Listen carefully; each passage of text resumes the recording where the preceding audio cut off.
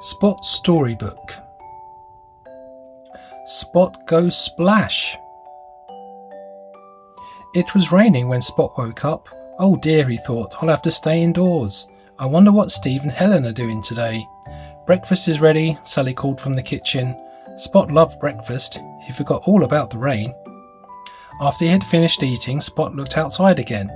Oh good, he said, it stopped raining. Can I go outside and play, Mum? All right, Sally told him, but don't get all wet and muddy.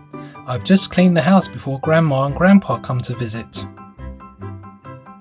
Spot went out into the garden. The sun was beginning to shine. Spot saw Steve looking up at the sky. Do you see the rainbow, Spot? Asked Steve. Yes, said Spot. It's so many different colours. Helen came along wearing a raincoat, a big rain hat and shiny red Wellington boots. It stopped raining, Helen, said Spot. I know, said Helen. You don't need your raincoat and hat and boots anymore, Steve told her. Yes, I do, said Helen, smiling. Especially the boots. I need them to walk through puddles, like this.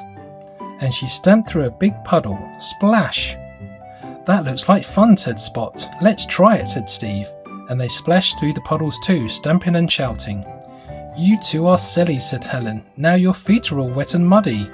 We don't care, they said. This is great. It's starting to rain again, said Helen. I'm still nice and dry, and you two will have to go home. I suppose so, said Spot, having one last splash. By the time he got home, Spot was very wet and very muddy. Sally was not pleased. Get into the bath at once, she said. But it's not time to go to bed yet, said Spot. I know, said Sally, but it's time for a bath.